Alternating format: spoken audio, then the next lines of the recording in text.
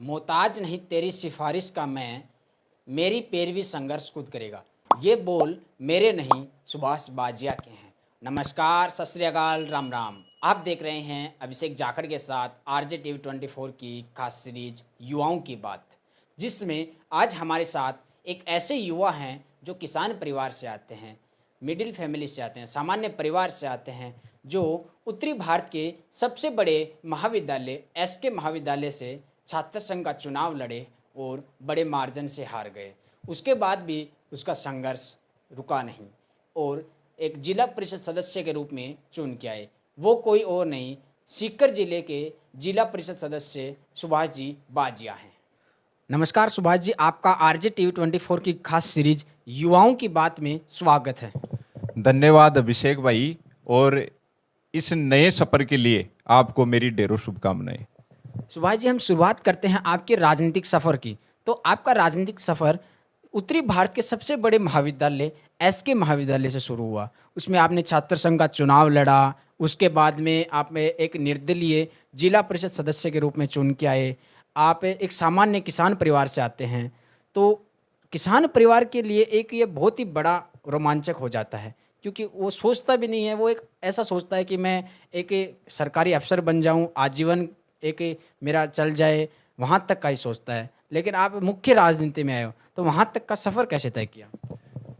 मेरे सफ़र की शुरुआत 2011 में अजमेर में जीसीए कॉलेज है उससे हुई, और जीसीए कॉलेज में एक साल पढ़ने के बाद में मैंने अपना रुख एसके कॉलेज सीकर में किया, जो उत्तरी भारत का सबसे बड़ा गवर्नमेंट कॉलेज था, श्री कल्याण राजकीय महाविद्यालय सीकर। उसमें छात्र राजनीति के माध्यम से छात्र सेवा को मैंने प्राथमिकता दी, और मैंने दिल लगाकर पूरी ईमानदारी से कठिन मेहनत करके युवाओं की सेवा की। उन्हीं युवाओं की सेवा का परिणाम था कि 2015 में मुझे उत्तर भारत की सबसे बड़ी गवर्नमेंट कॉलेज में छात्र संघ अध्यक्ष पद का चुनाव लड़ने का मौका मिला। लेकिन बड़ा दुर्भाग्य है कि वो चुनाव किन्हीं कारणों से हम हार गए। कहने को तो सच बात तो ये है अभिषेक भाई कि उस हार को मैंने अभी तक स्वीकार नहीं किया है, क्योंकि मैं वो हार नहीं मानता। लेकिन अब मानना में स्वीकार करना पड़ेगा, क्योंकि हारे भी थे। उसके बाद में वो हार मेरे लिए एक बहुत बड़ा झटका थी। उस हार को पचाते हुए मैंने ये ठान लिया था कि एस के कॉलेज के गेट से विक्ट्री का साइन करते हुए मैं एक दिन जरूर निकलूंगा, और उसी मिशन में मैं जुट गया। मैंने सब कुछ त्याग दिया। मेरा एक ही मिशन था कि कैसे भी एस के कॉलेज के गेट से विजयी मुद्रा में निकलूं। और अभिषेक भाई, वो दिन आया भी। 26 अगस्त 2015 को मैं एस के कॉलेज का चुनाव हारा था, और 8 दिसंबर 2020 को वो दिन आया। सभी युवा भाइयों के सहयोग से मैं एस के कॉलेज में विजयी मुद्रा में एस के कॉलेज से निकला। ये मेरा एक मिशन था जिसमें मैं कामयाब हुआ। वो कहते हैं ना कि मैं मेहनत पर फिदा था, मैं मेहनत पर फिदा था, आखिर किस्मत कुर्बान हुई। इस तरीके से जिला परिषद सदस्य का चुनाव जीता, और आज आपके सामने सदस्य के रूप में अपनी बात रखने का मौका मुझे मिल रहा है। सुभाष जी, आप किसान परिवार से आते हैं, तो हर एक माँ बाप का सपना होता है कि मेरा बेटा सरकारी अफसर बने, कहीं नौकरी करे, आजीवन चले हमारा। तो आपके माँ बाप का भी यही सपना होगा, तो उसको आपने कैसे फेस किया होगा? अभिषेक भाई, आपने बिल्कुल सही कहा कि हर माँ बाप का सपना होता है कि उसका लड़का पढ़ लिख कर सरकारी नौकरी लगे और आगे बढ़े। वही सपना मेरे माँ बापों का भी था, मेरे पिताजी और माताजी का भी है, मेरे घर वालों का भी था। लेकिन मैंने राजनीति का क्षेत्र चुना। मैं राजनीति के माध्यम से सेवा करना चाहता था। राजनीति वो क्षेत्र है अभिषेक भाई कि राजनीति के सामने सभी चीजें आकर गौण हो जाती हैं। जो असली पावर है वो सत्ता में है। मैंने सत्ता के संघर्ष से सत्ता अर्जित करके सत्ता से मैं सेवा करना चाहता हूं। ये रास्ता मैंने अपनाया राजनीति का। आप अभी जिला परिषद सदस्य हो, तो जिला प्रमुख के जो चुनाव हुए उसमें आपने किस पार्टी को समर्थन किया या फिर किसको चुना? अभिषेक भाई, जिला प्रमुख के चुनाव में जो 2 कैंडिडेट थे, एक राजा की बेटी थी, एक किसान की बेटी थी। मैं किसान का बेटा हूं, तो मैंने किसान की बेटी को प्राथमिकता दी और किसान की बेटी का समर्थन किया। लेकिन दुर्भाग्य है, हमारे सीकर जिले का कि किसान की बेटी के खेमे में जो लोग थे उनमें से 4 लोग विपक्ष को वोट कर गए और किसान की बेटी चुनाव हार गई। मुझे दुख भी है किसान की बेटी के हारने का, लेकिन साथ ही खुशी भी है कि मैंने किसान की बेटी का समर्थन किया। एक बड़ा ऑफर था अभिषेक भाई प्रमुख के चुनाव में वोट करने का। मैं अपना पूरा जीवन ऐशो आराम के साथ बिता सकता था, मैं भी और राजनेताओं की तरह गाड़ियों के, स्कॉर्पियो गाड़ी के हुट्टर बजा सकता था, लेकिन मैंने अपना जमीर बचाया और किसान की बेटी का समर्थन किया। सुभाष जी, अब जिला परिषद सदस्य के चुनने के बाद में अब तक 3 मीटिंगें हुई है, वो तीनों मीटिंगों में आप हंगामेदार मीटिंगों के साथ रहे हो, तो क्या कारण है कि आपकी सांसद और एमएलए के साथ बनती नहीं है, जिला प्रमुख के साथ बनती नहीं है, या फिर आप जिन मुद्दों को लेकर उनके पास गए थे वो मुद्दे पूरे नहीं हो रहे हैं?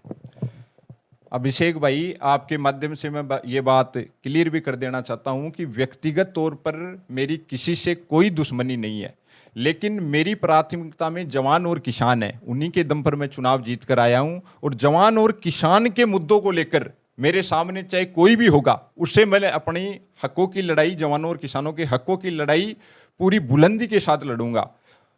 अभिषेक भाई, जवान और किसान के जो 3 मीटिंगों में मैंने जो मुद्दे रखे हैं, जैसे कि बेरोजगारी भत्ते का मामला हो, ट्रैक निर्माण का मामला हो, सेना भर्ती का मामला हो, रीट भर्ती का मामला हो, शेखावाटी विश्वविद्यालय के नामकरण का मामला हो, फर्जी वीसीआर भरने का मामला हो, फसल खराबे का मामला हो, बिजली कटौती का मामला हो, ये जवान और किसान के मुख्य मुद्दे हैं और इन्हीं मुद्दों को लेकर मैंने जिला परिषद के सदन में अपनी आवाज बुलंद की है। और आपके माध्यम से ये कह भी देना चाहता हूं कि मैं राजनीति, चुनाव जीतना नहीं जीतना, ये मेरा काम होना था, वो हो गया। अब मुझे चुनाव जीतने की ज्यादा चिंता नहीं है। क्यों? क्योंकि मुझे तो जवान और किसानों के दिल जीतने हैं, इसलिए मैं जवान और किसानों की आवाज उठाता हूं। मैं जवान भी हूं, किसान भी हूं, ये मेरी प्राथमिकता में रहते हैं।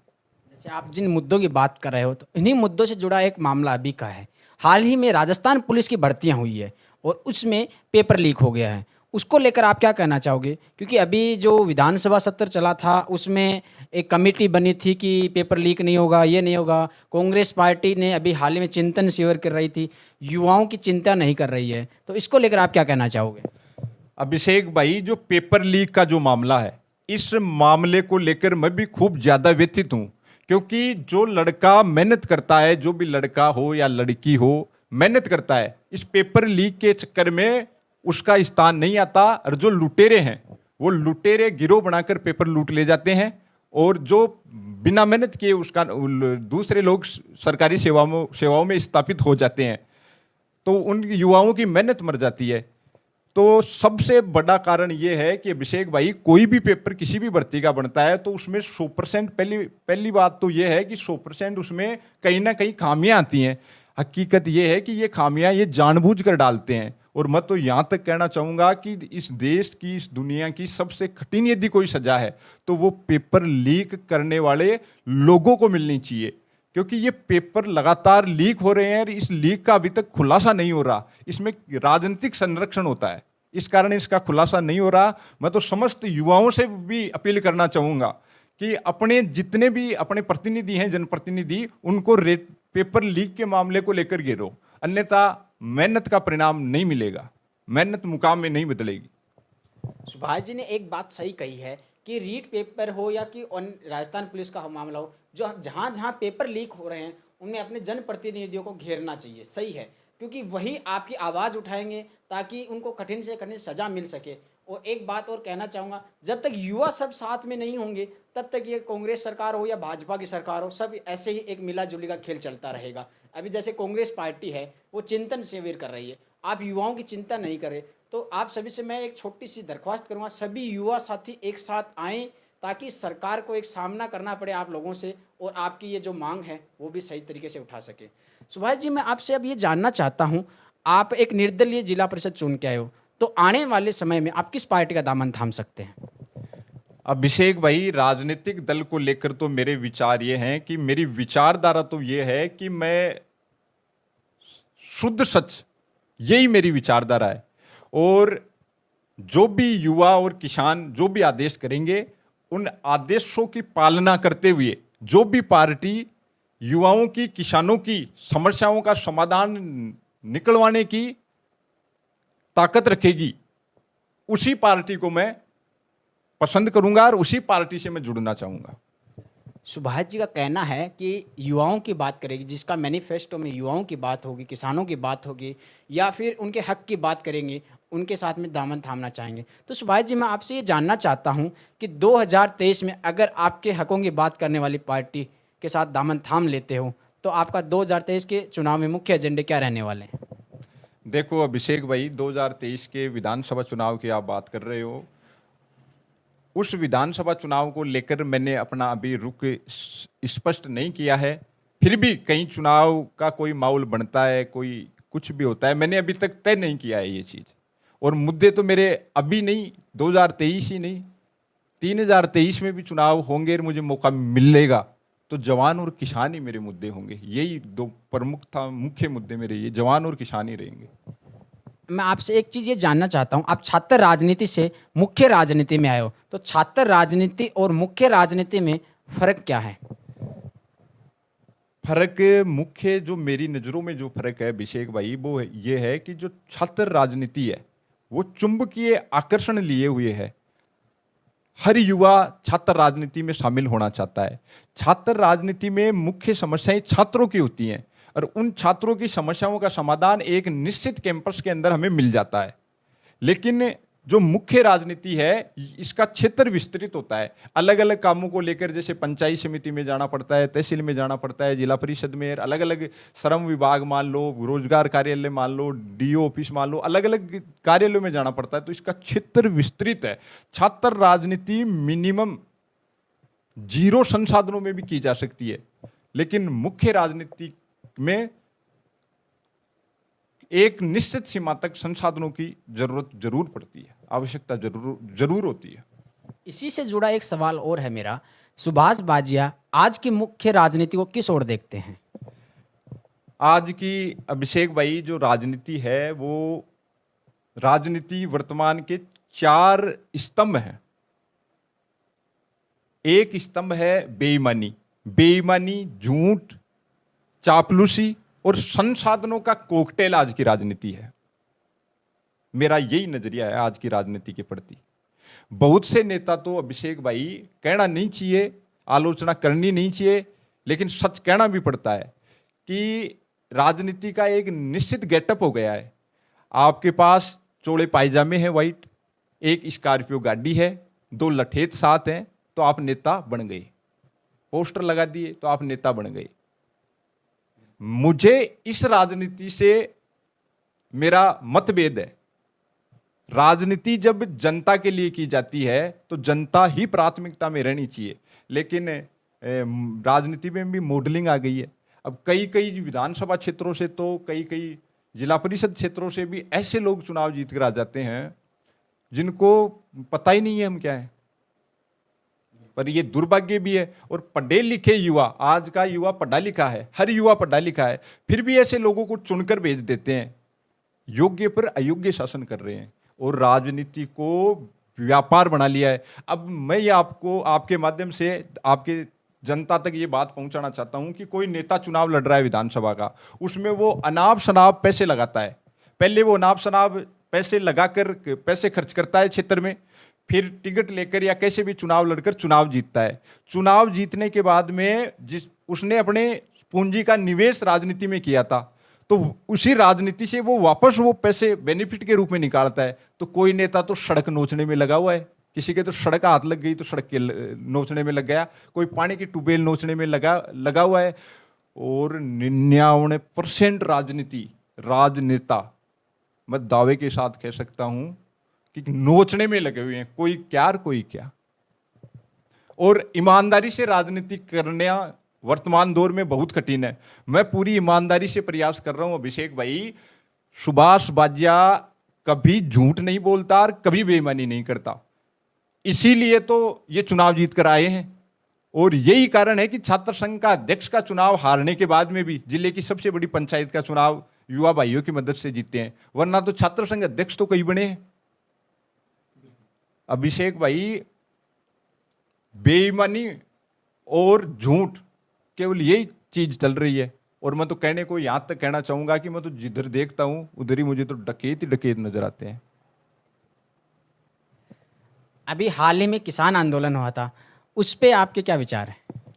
किसान आंदोलन ने किसानों के हकों के लिए जिन भी किसानों ने अपनी प्राणों की आहुति दी, उनको तो मैं नमन करता हूं और उनके परिवारों के प्रति अपनी संवेदना व्यक्त करता हूं।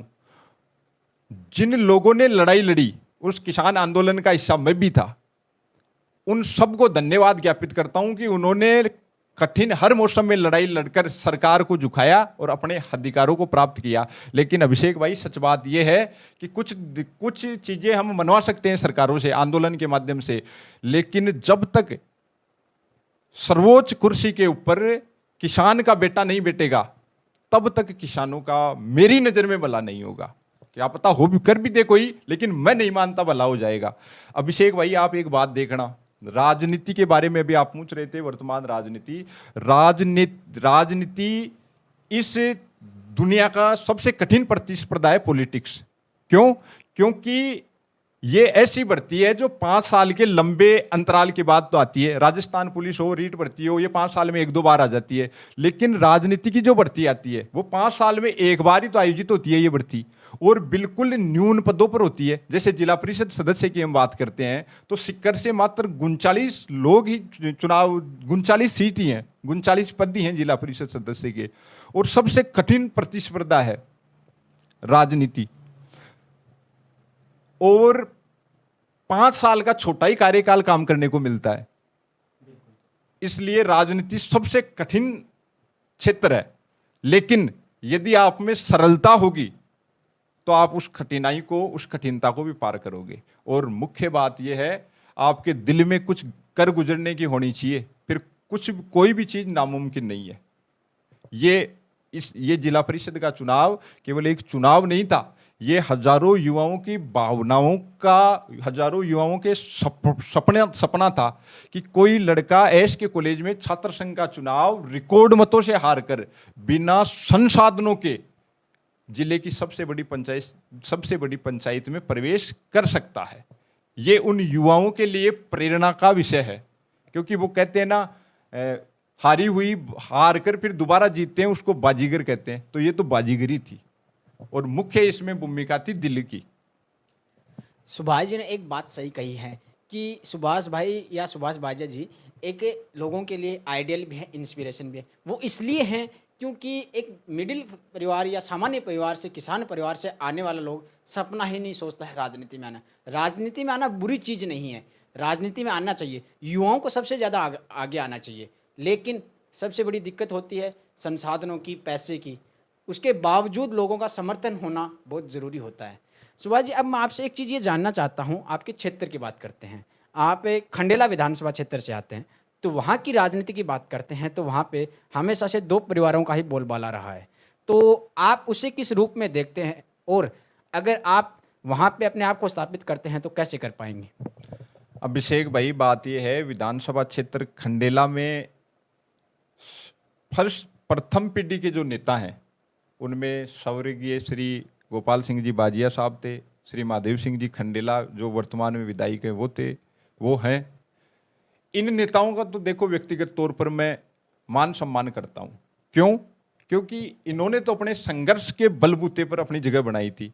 उसके बाद में वंशवाद की प्रथा चल गई। अब खंडेला विधानसभा क्षेत्र ही नहीं, हम देखते हैं श्रीमाधोपुर विधानसभा क्षेत्र में देखते हैं, वहां वंशवाद है।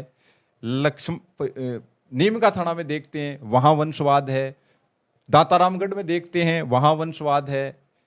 फतेहपुर में देखते हैं, वहां वंशवाद है। तो वंशवाद का बोलबाला हो रहा है, लेकिन जो पढ़ा लिखा युवा आ रहा है वो बदलाव चाह रहा है वंशवाद का। लेकिन एक निश्चित क्राइटेरिया होता है, वो क्राइटेरिया ये है कि मैं जैसे हूं, मैंने मेरी मम्मी को चुनाव लड़ा दिया, मेरी पत्नी को चुनाव लड़ा दिया, और फिर कभी मैं चुनाव लड़ रहा हूं और मैं कह रहा हूं वंशवाद का विरोध करता हूं, वो तो देखो जायज है नहीं। और बाकी वंशवाद का विरोध करना ही चाहिए। युवा को तो विशेषकर ये बदलाव आ रहा है, आ भी रहा है। और खंडेला में व्यक्तिगत लाइजन किसके किससे हैं वो तो अलग बात है, लेकिन जो मेहनत करेगा मुकाम तक वही पहुंचेगा। वो आप भी हो सकते हो, वो मैं भी हो सकता हूं। ये मेरा इस खंडेला पर कहना है। आखिरी सवाल मेरा ये है, आप हमारे चैनल के माध्यम से युवाओं को और किसान वर्ग को क्या संदेश देना चाहोगे? संदेश तो यही है कि युवा भाइयों के लिए तो मुख्य बात यह है कि आप जिस भी क्षेत्र में हो, चाहे वो राजनीति हो, शिक्षा हो, चिकित्सा का क्षेत्र हो, फिल्मी दुनिया का हो, कोई सा भी क्षेत्र हो, एक निश्चित लक्ष्य करके उसका पीछा करो। पीछा करोगे तो आपके सामने बहुत कठिनाइयां भी आएंगी। दो विकल्प हैं अभिषेक भाई, या तो प्रयास करो या पलायन कर जाओ। तो सभी युवा भाइयों से कहना चाहूंगा कि आप पलायन नहीं, प्रयास करो, निश्चित ही आपका प्रयास परिणाम में बदलेगा। किसान भाई, किसानों के लिए ये कहना चाहूंगा कि अपने वोट देते समय ये जरूर देखे कि अपने क्षेत्र की, अपने किसानों की आवाज कौन नेता बुलंद कर सकता है, उसी को समर्थन करे। ये मैं किसान भाइयों के लिए कहना चाहूंगा। और सौभाग्य से अभिषेक भाई, मैं सौभाग्यशाली भी हूं मैं, क्योंकि जवान भी हूं और किसान भी हूं। ये दोनों चीजों का मिश्रण बहुत कम मिलता है। बिल्कुल।